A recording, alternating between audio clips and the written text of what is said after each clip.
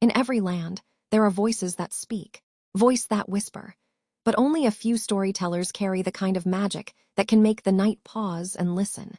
Welcome to this channel, a place where stories are not only told, they breathe. Here, forgotten queens rise from the dust of history. Ancient warrior step out of the shadow, and the wind itself becomes a messenger of tales long buried, but not forgotten. Every episode invites you into a world where heroes are reborn, villains wear familiar faces, legends become living fire and destiny walk beside you. Whether the story begins in quiet village, under a lonely moon, or at the edge of a roaring battlefield, one thing is certain: you will not leave the same. You will carry a piece of tale with you, a spark, a whisper, a memory. So take a breath, sit close, let the world outside fall silent, because here in this sacred space of story and voice, your imagination becomes the kingdom. Welcome to a channel where stories come alive.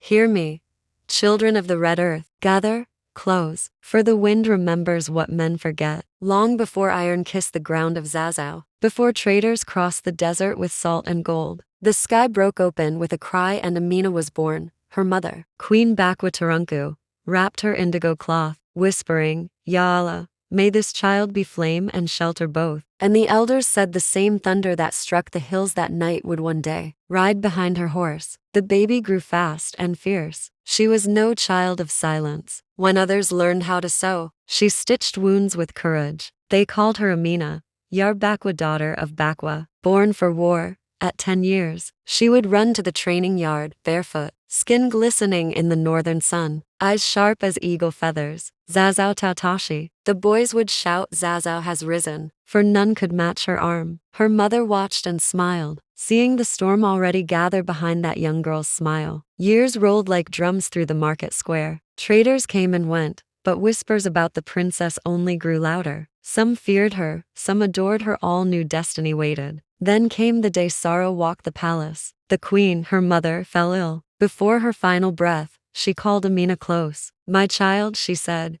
voice thin as smoke, rule not for power, rule for peace. But if peace hides behind war, go and bring it home. When the queen died, silence swept through Zazzau like harmattan dust. Men wept, women wailed, and Amina stood at the palace gate, hands trembling, heart of fire. She spoke to the council, if I must wear the crown, I shall also bear the sword. And the riot sang, Amina Yar Bakwa, at Tashi Lamariska. Amina, daughter of Bakwa, rose like the wind. When morning came over Zazzau, the city shimmered like brass in sunlight. Men beat drums till their hands bled, and women sang from rooftops, Amina at Zama Sarauniyar. Amina has become queen. The crown rested heavy on her head, a golden band that carried the weight of every ancestor. But behind that crown was a heart that burned like midday heat. She did not wait for peace to come. She saddled her horse and rode out.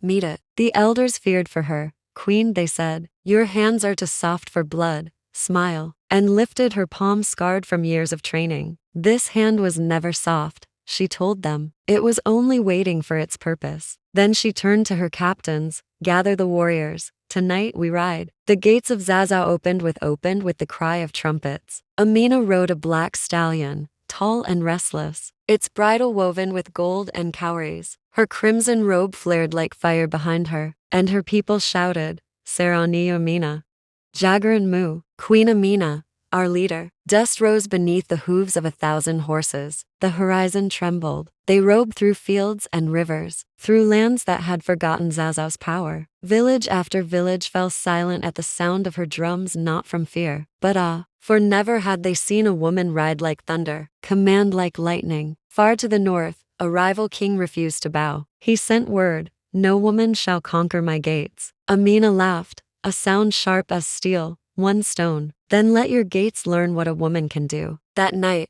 her army camped by River Kardua. The air smelled of dust and waiting. She walked among her soldiers, men hardened by war, and yet softened by her courage. They looked to her not as a woman, but as the spirit of the land itself. When dawn broke, the queen raised her sword to the sun. Light flashed from its blade like a call to the ancestors. The drums began.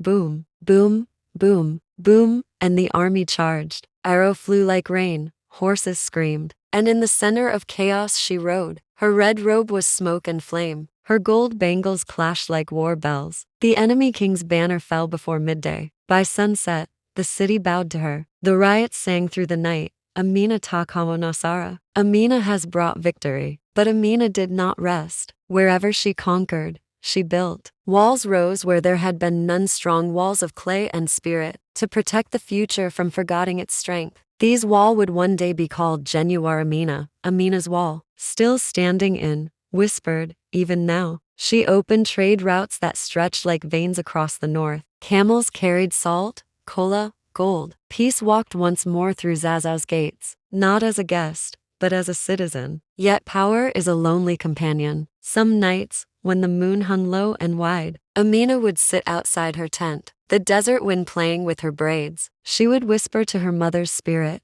"Do you see me? The land sleeps safely now." The star did not answer, but the wind carried her words across the sand, and somewhere, far beyond the dunes, it sounded like a song. Years passed like sand through fingers. The queen of Zazzau sat upon her throne, and the lands she had conquered now sent her tribute: gold, ivory, cloth, horse, and praise. But her eye, once bright as lightning, had grown quiet. Peace filled the air, yet her heart felt the emptiness of stillness. I'm a fan in Narsara Iden Babu Wanda Zakaraba Tadashi. What is the use of victory if there is no one to share with? She had lovers, yes, men from Kano, Katsina, even across the desert from Agada's brave warrior, wise kings, silver-tongued traders, but none could stay. None could match her fire. They came as shadow and left as memories. Her counsel whispered she is too strong for love. But the Griot knew better: strength does not kill love. It only tests it. One night, as the rain whispered on the palace roof, a stranger came from the west. He was a trader of glass and spices, his eyes bright as morning stars. He bowed low before her and said, "Sarauniyar, even your silence has power." For the first time in years, Amina smiled a real smile, small but dangerous. The spoke long into the night, not of war, but of dreams of places beyond the desert, where tree touched the clouds. He told her, "You have conquered lands, Amina, but who will conquer your heart?" Days turned to weeks. For a moment, the queen's laughter returned to Zazzau. Her maids whispered that the palace had found its son again. But destiny is not merciful to those born from thunder. The stranger was found one morning gone. His footprints vanished beyond the walls she had built. The queen rode out alone that night, her red road soaked with rain, searching the desert like a ghost. The years grew heavy. Amina's people still loved her. They sang her name in the market, painted her battles on clay walls. But she no longer joined the celebrations. She walked the palace halls alone, hearing the echo of her mother's voice. Rule not for power, rule for peace. She realized peace is not just the absence of war. It is the healing of wound unseen. The once burning queen now looked to the horizon, where the sunset bled into the sand. She whispered, "I have given everything, let history take what remain." One dawn, without announcement, Amina mounted her horse again. No guards, no army, only her and wind. She rode toward the northern hills, where the sky seemed close enough to touch. Villagers along the way swore they saw her red robe shining like fire, her spear reflecting the sunrise, and then she disappeared into the clouds of dust. Some say she died that day, others say she became one with the wind. The Griots say, "Tatashi Kamar Iska Tazama Iska." She rose like the wind, and became the wind.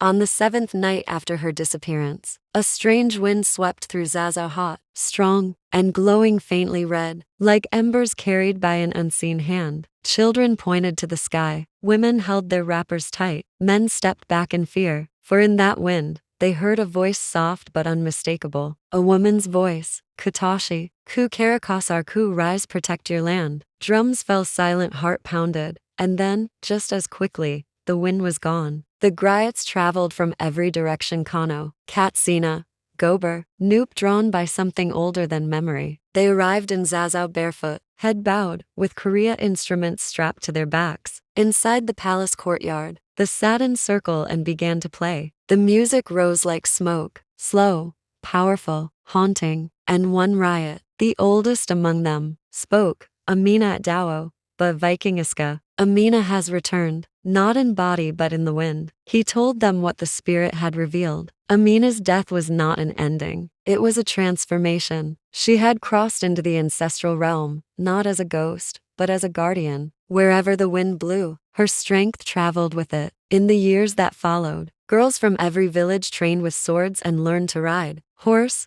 as she once did. Mothers braided their daughters' hair and whispered, Kizamalamar Amina, become like Amina. And their daughters did. They became warriors, rulers, diplomat, traders, builders of walls and breakers of limits. In every marketplace you could hear her story sung in chants. Amina, Yar Zazzau, Wuter da Batam Utawa. Amina, daughter of Zazzau, the fire that never dies. Even kings feared to disrespect a woman trained in Amina's legacy, for they knew she walked with the wind behind her. Many years later, a young girl tending goat near the northern hills swore she saw a figure riding across the horizon, a tall woman on a black stallion with a red robe that danced like flame. When she blinked, the rider was gone, but the wind brushed the girl's cheek and whispered her name softly. From then on, whenever a sandstorm rose suddenly, the people of Zaria would say, Amina ki nan, that is Amina, and the riots added the final verse to her eternal song. She rode into war with a sword, she rode into history with courage, and she rides the wind forever.